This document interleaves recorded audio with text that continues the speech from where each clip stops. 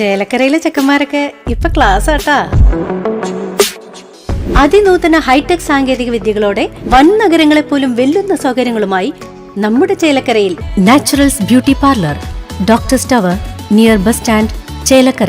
വാടാനംകുറിശി മേൽപ്പാലം ഉടൻ പൂർത്തിയാക്കും. മന്ത്രി മുഹമ്മദ് റിയാസ് ഉറപ്പു നൽകി. ശ്രീ പി മമ്മിക്കുട്ടി സർ, നേരത്തെ പ്രവൃത്തികൾ പൂർത്തീകരിക്കാൻ കഴിയാതിരുന്ന റെയിൽവേ ഓവർബ്രിഡ്ജുകളുടെ പ്രവൃത്തി പൂർത്തീകരിക്കുന്നതിന് എന്തൊക്കെ നടപടികളാണ് ഈ സർക്കാർ സ്വീകരിച്ചത്? അതുപോലെ തന്നെ പാലക്കാട് പൊന്നാനി റോഡിലുള്ള വാടാനംകുറിശി റെയിൽവേ മേൽപ്പാലം എന്നേക്കൾക്ക് പൂർത്തിയാകും എന്നുകൂടി അറിഞ്ഞാൽ നന്നായിരുന്നു. മുടങ്ങിപ്പോയ പദ്ധതികൾ റെയിൽവേയുടെ ശ്രദ്ധയിൽപ്പെടുത്തുകയും തുടർച്ചയായി ചർച്ച നടത്തുകയും ചെയ്യുന്നുണ്ട് സാർ. അതുപോലെ തന്നെ വാടാനംകുറിശി ഉൾപ്പെടെയുള്ള റെയിൽവേ മേൽപ്പാലങ്ങളുടെ റിവ്യൂ നടത്തി അത് വേഗത്തിൽ തന്നെ പൂർത്തീകരിക്കാനുള്ള എല്ലാ ശ്രമവും സംസ്ഥാന സർക്കാർ നടത്തുന്നുണ്ട് സാർ. പാലക്കാട് കുളപ്പള്ളി പാതയിലെ വാടാനംകുറിശി റെയിൽവേ മേൽപ്പാലത്തിന്റെ നിർമ്മാണം ഉടൻ പൂർത്തിയാക്കുമെന്ന് പൊതുമരാമത്ത് വകുപ്പ് മന്ത്രി പി എ മുഹമ്മദ് റിയാസ് നിയമസഭയിൽ ഉറപ്പു നൽകി.